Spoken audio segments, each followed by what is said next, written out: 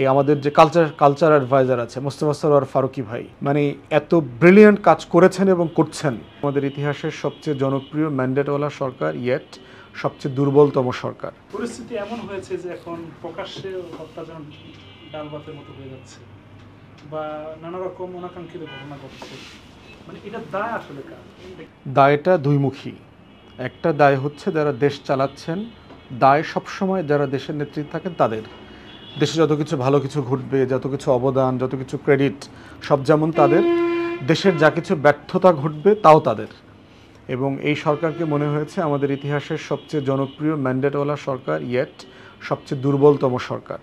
তো সেই জায়গাতে আমরা বোধ করছি যে প্রফেসর ইউনূস থেকে শুরু করে অ্যাডভাইজাররা যে ডিসাইসিভলি তার ম্যান্ডেটকে ব্যবহার করার দরকার ছিল সেটা তারা করতে পারছেন না। দ্বিতীয়ত যে কারণে অনেক কিছু হয়ে উঠতেছে না সেটা হচ্ছে বাংলাদেশের প্রতিষ্ঠানগুলো আওয়ামীকরণ, দলীয়করণ করতে করতে যেটা হয়েছে সিম্পলি ভেঙে গেছে। এবং এটা এত পরিমাণ ভেঙে গেছে যে এটা আর কোনো ফাংশনাল লেভেলে নাই। তো এই জন্য উপদেষ্টারাও, সরকারও খুব স্ট্রাগল করতেছে সে কাকে দিয়ে কাজ করাবে। যেখানেই কাজ করাতে চায়, যেখানেই হাত দেয় সেখানেই ময়লা, সেটাই ভেঙে গেছে, সেটাই অকার্যকর হয়ে গেছে। তো সেই বাস্তবতাতে তারাও বেশ অসহায়। অনেক উপদেষ্টাকে আমরা দেখেছি খুব কাজ করতে চাচ্ছেন কিন্তু আসলে পেরে উঠতেছেন না। বাট 2-3 জন উপদেষ্টার কথা বলতেই হবে, তারা আসলে খুবই ভালোভাবে কাজ করেছেন, দরদ দিয়ে কাজ করেছেন, প্রচণ্ড রকম দিনরাত চেষ্টা করেছেন। যেমন ধরেন এই আমাদের যে কালচার অ্যাডভাইজার আছে মোস্তফা সরোয়ার ফারুকী ভাই, মানে এত ব্রিলিয়ান্ট কাজ করেছেন এবং করছেন। এই মানুষটাকে নিয়ে শুরুতে অনেক বদনামি হয়েছে, বাট এই গণ অভ্যুত্থানকে কালচারালি ট্রান্সফর্ম করা, এইটার একটা সাংস্কৃতিক যুদ্ধ লড়াই আছে। এই যুদ্ধে এটাকে নিয়ে আসা, এটার জন্য তিনি যে কাজ করেছেন সেটা অসাধারণ কাজ করেছেন। আমাদের বাণিজ্য উপদেষ্টা বশির ভাই আর একটা ব্রিলিয়ান্ট লোক।